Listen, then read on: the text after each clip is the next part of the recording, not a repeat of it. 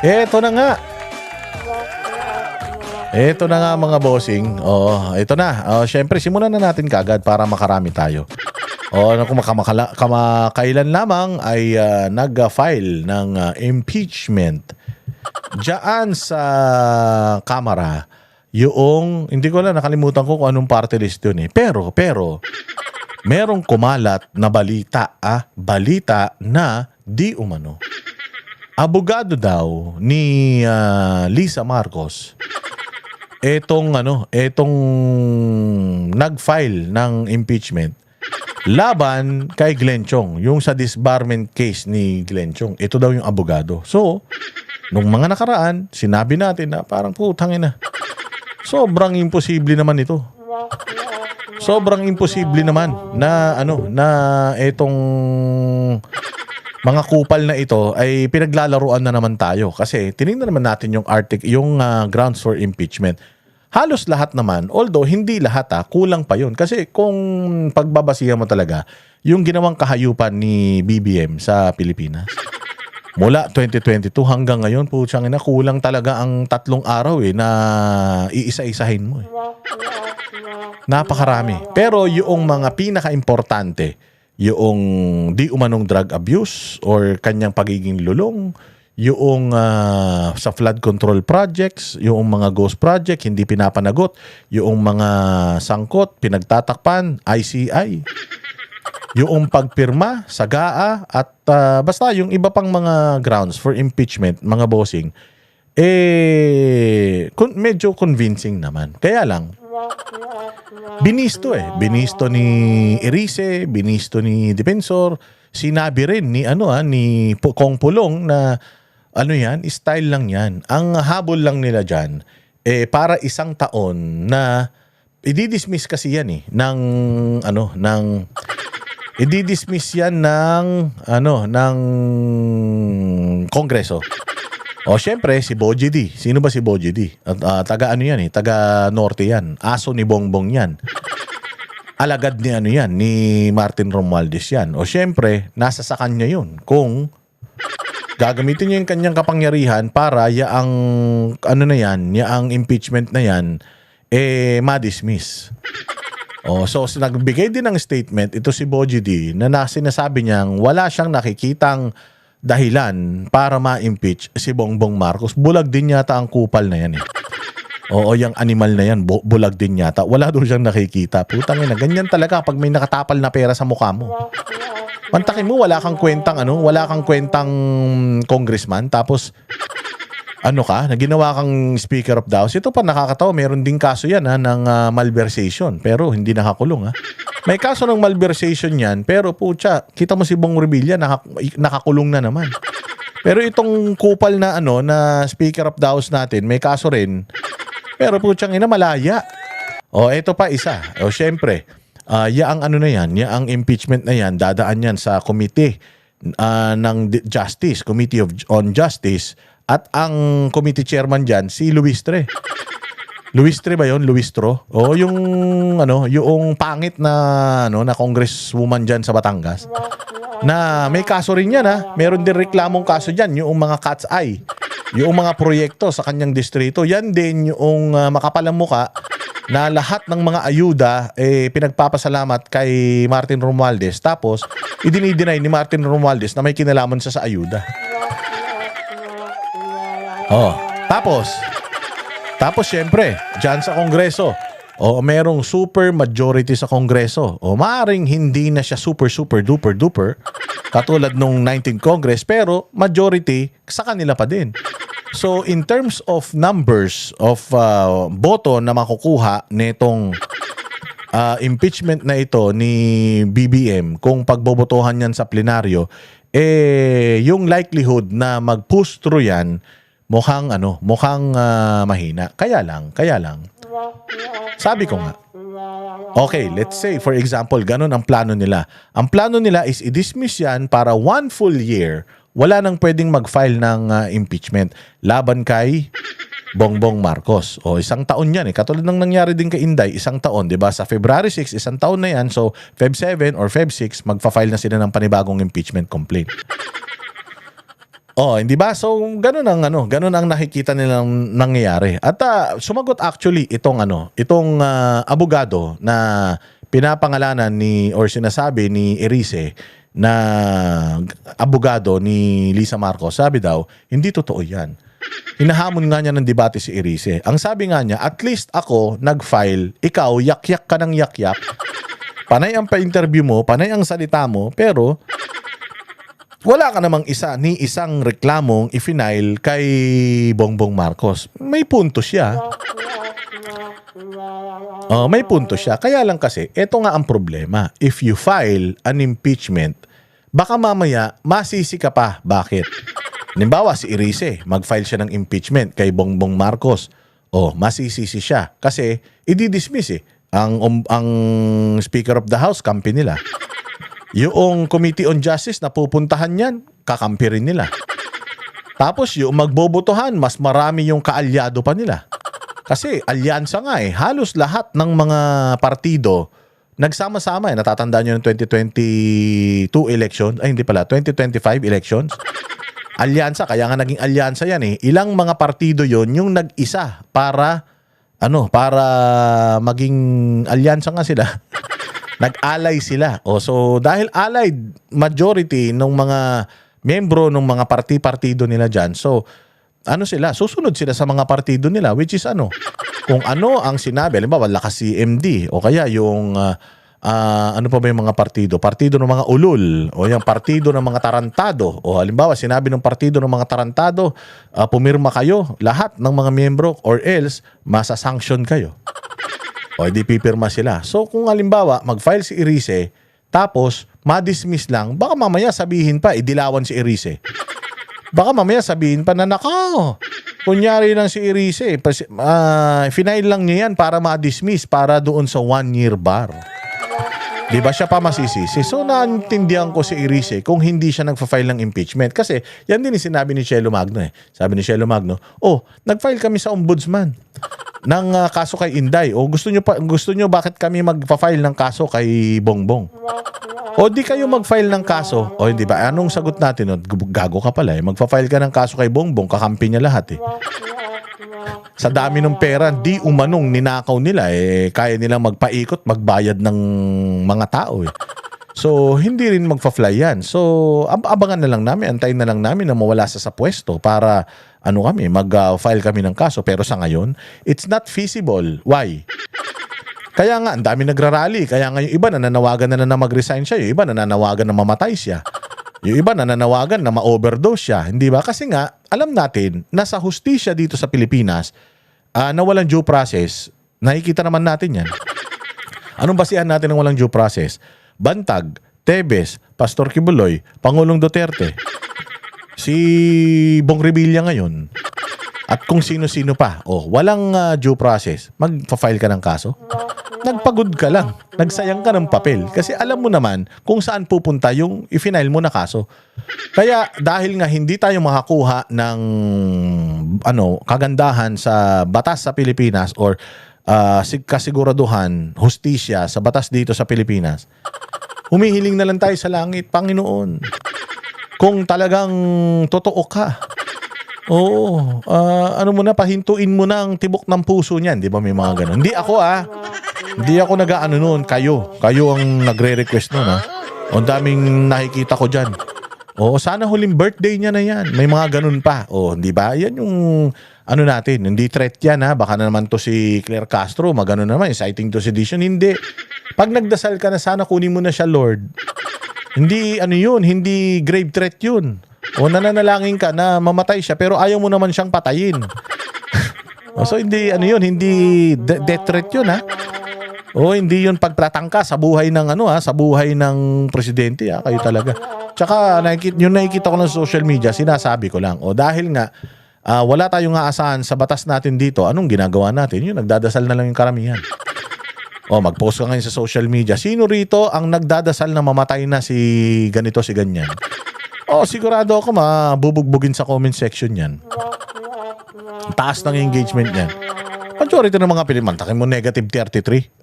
So, hindi ka magfa-file ng kaso kasi alam mo, walang patutunguhan yung kaso. Kaya nagdadasal ka na lang. Baka sakali makakuha ka ng hustisyang mabilis. hustisya sa langit para i-deliver na sila sa impyerno. Okay, kaya siguro buhay pa, gawa ng yung impyerno, hindi pa tapos yung renovation. Gagawan kasi ng annex eh. Oo. Gagawa ng annex. Sabi ko nga sa inyo, yung impyerno, buong mundo yon. Lahat ng masamang tao nandoon. Pero sa sobrang ganid, samang tao, sobrang satanas ng mga taga-Pilipinas na mga magnanakaw, putang ina, sabi ko sa'yo, gagawan sila ng sarili nila annex. Gagawan sila ng isa pang branch ng impyerno. Nandoon lahat ng mga Pilipino. Sama-sama doon kasi mahihiya si Satanas eh. Hiyang-hiya si Satanas sa kanila mga bossing dahil putang ina tong mga to, sobrang demonyo nitong mga to. Sa sobrang demonyo nitong mga to, bumait ako. Ganun. Kaya ayan, sinong gago ang magfa-file ng impeachment? 'Di ba? Masisisi pa ako pag na-dismiss o na-dismiss or ni-reject yung impeachment, di kasalanan ko pa. Kaya naintindihan ko si Erice kung siya dilawan pa siya sasabihin dilawan kasi yan eh, planted yan. Hindi ba? So ngayon, hinahamon siya nitong abogado na to ng debate at patunayan daw yung sinasabi niya. Hindi, ikaw na lang sir, patunayan mo na lang. Yung sinasabi mo na hindi ka talaga konektado sa mga Marcos, maniniwala kami sa iyo. Sabi ko nga sa iyo eh. Baka patayuan ka namin ng rebulto. Kung yung impeachment complaint mo ang makakapag-tanggal kay BBM sa pwesto, putang ina, maniwala ka.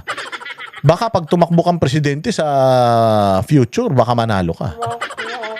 Kasi ganyan na talaga kadesperado yung mga Pilipino. Sa totoo lang, noong nag-file nga ng impeachment itong party list na ito, marami ring natuwa. Kaya lang, nagtaka rin sila at the same time. Tapos lumabas pa yung bali-balita na yan. So, ayun, sabi ni Erice, basura daw yan. Kaya ito, pakinggan ninyo yung balita dyan na tinatawag ni Erice na basura yan, kayo nang bahalang humusga. Kung sa tingin ninyo, totoong basura nga yan. Hindi bumenta sa ilang kongresista ang unang impeachment complaint laban kay Pangulong Bongbong Marcos. Live mula sa Batasang Pambansa, nangunguna sa balita si News 5 House Correspondent Marian Enriquez. Marian, bakit hindi kumbinsido mga congressman na uusad ang reklamong ito? Jiggy, derechahan ngang tinawag na basura ni Caloocan 2nd District Representative Egay Erice itong impeachment complaint na inihain nga ni Attorney Andre De Jesus laban kay Pangulong Bongbong Marcos. Lalo't puro news articles lang umano yung ibinigay na ebidensya ni De Jesus. Giit nga ni Erice kailangan ng maraming dokumento para patunayang konektado ang Pangulo sa pagkakaaresto nga halimbawa ng international... Nako po, yan na. Utang ina, malabnaw. Ibig sabihin, sinasabi ni Erice na news clips, news items, putya hindi pwede. Kailangan pagka nagsampa ka tapos ito pa yung mabibigat na mga na mga akusasyon. Yung grounds for impeachment mabibigat. Tapos news clippings. Hoy, party list kung sino ka man. Totoo ba tong sinasabi ni Erice? Na news clippings lang, yung mga articles lang sa mga balita, yung iyong ebidensya? Putang ina, kailangan matibay. Pucha, nakita mo ba yung ipinasa ng mga loko-lokong nag-file ng something kay Inday Sara dyan sa ombudsman? Putang ina yan, ang daming punong pinutol nila para ma-print yung kanilang reklamo. Tang ina yan, wala namang jurisdiction si Boying Rimulya sa over an impeachable official, anak ng tinapay. So, totoo ba yung sinasabi nito? News clippings lang? Diyos ko pa, wala pala to kung totoo yan. Kung totoo yan magandang laban to. Isang dilawan at saka isang loyalista. Kung totoong loyalista nga, maglaban sila. Ay sinasabi naman ng abogado nung nag-file ng impeachment na naging abogado na siya ng PDP at nanalo daw sila sa Supreme Court. May ganun So, does that make me a DDS? Sabi niya. So hindi natin alam si Erice, syempre matagal na to bago lang yung party list niya. Ito, matagal na to si Erice. Dekada na to nasa Kongreso. So alam na nito kung ano yung mga nagaganap talaga diyan. Sige nga. Criminal Court o ICC kay dating Pangulong Rodrigo Duterte. Wala rin daw matibay na ebidensya para sa iba pang inilatag na grounds for impeachment ni De Jesus. Gaya ng umano'y pakikinabang ng Pangulo sa... Anak ng putya, Jesus na naman. Tangina, si Jesus Palsis, ang Jesus na bakla. Tapos, ito na naman, Jesus na naman, de Jesus. Anak ng tinapay talaga, oh. Lagi na lang nagagamit yung pangalan ni Jesus. Oh, nung nakaraan, yung pare, nagjajakol. Oh, tapos, putya yan. Ito na naman ngayon. O katulad niyan, si Risa Ontiveros, isinasayaw pa si Santo Niño sa dami ng... Ewan ko, sa dami ng insertion niya. Baka kaya tuwan-tuwa siya. O tapos ngayon, ito, si Kian de los Santos, ang patron ng mga adik. Oh, doon ka magdadasal kung gusto mong makakuha ka ng mababang presyo na droga. O, mantakin mo yan. Grabe talaga, ginagawa nyo talagang katatawanan na yung pangalang Jesus, ah. Masama yan, mapupunta kayo sa impyerno. Flood control kickbacks at pagkakaroon aniya ng Pangulo ng drug addiction. May agam-agam din si Erice kay De Jesus at sa nag-endorse ng kanyang complaint na si Pusong Pinoy Party List Representative Jet Nisay. Narito ang pahayag ni Congressman Erice. Yung sinampa niya na impeachment complaint ay basura. 15 pages na walang mga... Utangin na niyan. 15 pages. Pukin ng inan to. Ampaw nga. Utangin na niyan, 15 pages. Paano may impeach si Bongbong niyan? 15 pahina. Yung intro ko pa lang dito sa yung intro ko pa lang dito sa vlog ko kapag tinranscribe mo, putya, baka mga 100 pages na yan Hayop na yan, 15 pages na impeachment complaint laban sa presidente. Puta, ilang grounds yan, tapos 15 pages. Ano yun, bawat ground? 5 pages lang? Putangin na niyan, wala talaga ito. Basura nga ito. Oh, kung totoo ito sinasabi ni Irising 15 nga. Ebidensya, kundi mga news article. At sa tingin ko ay hindi ito wala ito sa forma at walang substance yung kanyang i-final na impeachment complaint. Nahihiwagaan ako, especially with the endorser. Tahimik lang kasi si Kong Jeff. Nagulat na lang ako siya yung nag-endorse. And he's identified... Baka mamaya, puro absent pa yan, ha? Sabi ko nga, ang hina talaga ng utak nitong administrasyon na to. Sana kung ang pinag-file nyo man lang para ka panipaniwala, alimbawa si Dela de Lima, ganyan. O kaya si, yung ACT-CIS, yung kawatan na, na party list, di umano. Di ba yung dalawang yap, taga-ACT-CIS, putang ina niyan. Galit sa magnanakaw si Rapi Tulfo, tapos yung party list ng asawa niya. Magnanakaw yung mga nominee. Hayop talaga naman. Nako po, ewan ko ba. The Garcias. Di umano. Sinabi, kaya nga naka-freeze na yung assets ng mga yap na yun. Baka magalit na naman kayo, ha. Who are known stalwarts of the national of the NUP. At yung NUP mismo, sinabi nila na hindi sila papayag sa mga impeachment laban sa Pangulo. Jiggy, para naman kay House Assistant Majority Leader at Lanao del Sur Representative Zia Alonto Adyong, mahina ang reklamo at malabo pa itong umusad sa plenaryo. Mabigat na usapin daw itong impeachment kaya hindi ito ituturing ng Kamara bilang isang press statement. Diba? Ay ko nga sa inyo, putang ina, kung regardless, malakas yan. Sabihin na natin mga 700 million pages yan. Pucha, kahit gano'n pa karaming pages niyan. Bakit pa naman kasi mag-e-effort? Erice, ano ko ba naman? Mag-e-effort pa ba ako? Gagawa ako ng napakaraming papel katulad ni Lachelo Magnong mga ulul? Para lang sa optics? Putang ina niyan, ganoon din naman. Hindi rin naman uusad. Bakit pa ako magpapagod yung utak ko? Yung mga abogato ko, ba't gagawa pang pahabain pa yung mga salita para lang umabot ng napakaraming pages yung impeachment complaint ko? Ang purpose ko lang naman, ma-dismiss din yan. Para 1-year ban. Para hindi ma-impeach si Bongbong ng another year. They can buy time. Ewan ko anong gagawin nila sa isang taon na yun. Either patayin lahat ng mga kalaban nila. Yung mga vlogger na batikos ng batikos sa kanila, ipakulong lahat, tas ibitay pati warit, ganyan. O kaya, baka yung pera ng Pilipinas, baka lalo pa nilang lunukin para para mas marami, mas yumaman sila, ganun. Hindi natin alam. Partisan maneuver. Hinihingi daw sila ng substance o laman at itong ang kasong ito, pansin nila, wala rin nito. Jiggy. At Marian, anong... Walang substance. So even the congressmen are saying Wala daw laman ito. So, tama yung sinasabi ni Erice. 15 pages? Totoo? Tangina kung 15 pages talaga yun. Wala nang mangyayari dyan. Putsang ina, magaling talaga tong administrasyon na ito sa pang-uulol. Gagawa na lang kayo ng kasinungalingan pa. Gagawa na lang kayo ng mali pa. Gagawa na lang kayo ng katarantaduhan, mabibisto pa. Anak ng tinapay talaga. Sagot dito ng complainant na si Attorney De Jesus dito sa reaksyon nila Congressman Erice. Jiggy, para nga kay Attorney De Jesus ay nag-iingay lang itong si Congressman Erice pero hindi raw siya nababahala sa mga sinasabi nito. Mariin din niyang itinanggi na inihain nga niya itong reklamo para i-trigger yung 1-year bar rule. Narito ang kanyang pahayag. I specifically, expressly, categorically, and absolutely deny. Ulul! Tangin ng English ka pa. Hindi porkit nag-i-English ka, tama ka. Oo, mas mabuti na yung mag-Tagalog ka para makita namin kung nagsasabi ka talaga English, sa tingin mo tama ka na pag nag-English ka. Ano ka pa, sikat? That this is motivated just for the purpose of triggering a ban. But these are valid, legitimate grounds that have been, you know, that have... Kinang inanto pa, islang pa, Pilipino ka, hoy. Hindi ka mukhang kano. Tangina, tinan mo yung mukha mo.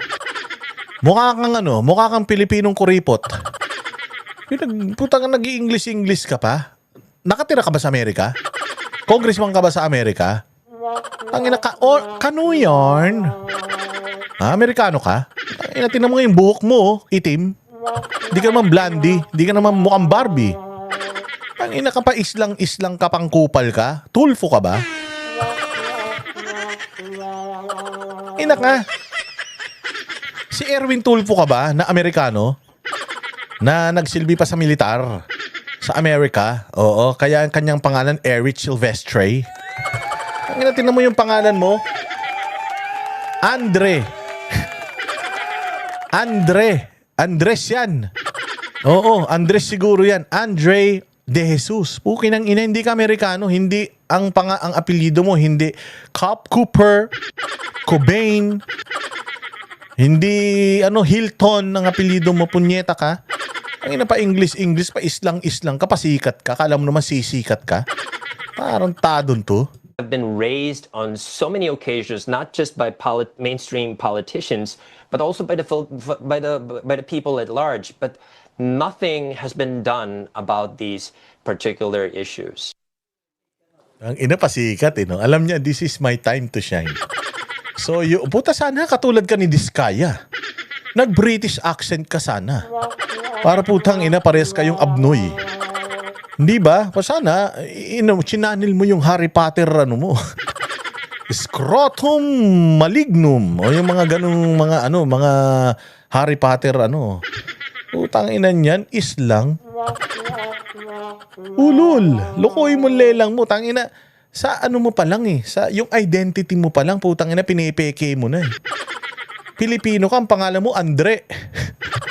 Tapos babanat ka pa ng mga ng mga paislang-islang na English, gumaganong-ganong pa yung leeg mo para lumabas yung accent mo. Ang inan to, loko-loko. Ang tawag diyan abno. Ang ina talaga tayo mga Pilipino, wala talaga tayong pagkakakilanlan na sarili. Proud na proud tayo sa ganyan. Tuwan-tuwa kayo sa ganyan. Putsang ina niyan. Kailangan, sabi nga ni Jose Rizal, ang taong hindi marunong magmahal sa sariling wika, mas mabaho pa sa bakla. Oo, mas kadiri pa sa tsumutsupang bakla. Putang ina, tapos ito, nag-i-English na ganyan. Putang ina yan. Party list representative. Anong klaseng... Tama ba? Party list representative ba to? Hindi ko alam Hindi ko kasi kilala to Pero kung party list, so nagre-represent ng marginalized sector, islang. Kinang ina niyan. Alam mo, may tama At may update din ba sa hiwalay na impeachment ng Makabayan Block? Yes, Jiggy, kinumpirma nga ni ACT Teachers Party List Representative Antonio Tino na maghahain sila ng impeachment complaint laban kay PBBM ngayong linggo sa panayam nga ng programa nga ang grounds for impeachment nito ni Tino, yung binomba yung Mindoro. Pusta tayo. Yun ang laman yan. Putang ina niyan. Puros mga kalokohan eh. at DJ Chacha, sinabi ni Tino na nakasentro yung basihan ng reklamo sa betrayal of public trust kaugnay. Betrayal of public trust. Actually, ang binitray ni Bongbong yung tiwala ng mga makabayan. Bakit? Akala nila kaibigan nila si Bongbong, pero putang ina, binomba yung Mindoran. Doon yung mga tropa pits nila. Kaya binitray yung kanilang trust. Ang inang buhay ito. Ng flood control scam. Yan muna ang latest. Dito sa kamera. Ayan, ano? Kami ang boses ng masa, hindi natatakot. Katotohanan lang, di kami nalulunod. Walang bahid ng sismis, lahat ay totoo. Kahit sino ka pa, pag mali ka babanatan ka. Walang pinipili kulay, wala kaming kinikilingan. Basta para sa bayan, kami lalaban. Pag tama palapakan, pag mali banatan. Di matitinag, di matatakot, para sa bayan tuloy ang sigaw. Sa harap ng kamera, walang halong takot. Mga baluktot, lahat kayo'y tutumba. Ang hustisya at totoo, yun lang ang mahalaga. Kahit sinong harang, di kami matitinag. Walang pinipiling kulay, wala kaming kinikilingan. Basta para sa bayan, kami lalaban. Pag tama palapakan, pag mali banatan. Di matitinag, di matatakot, para sa bayan tuloy ang sigaw. Kung nasa tama ka, ikaw ay aming kasama. Pero pag mali ka, handa ka na bang mabasag? Banateros kami, walang inuunan. Dahil bayan muna, bago ang sarili.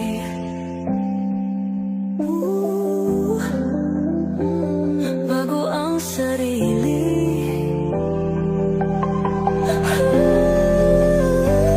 Pag tama palapakan, pag mali banatan. Banateros ang sigaw, katotohanan ang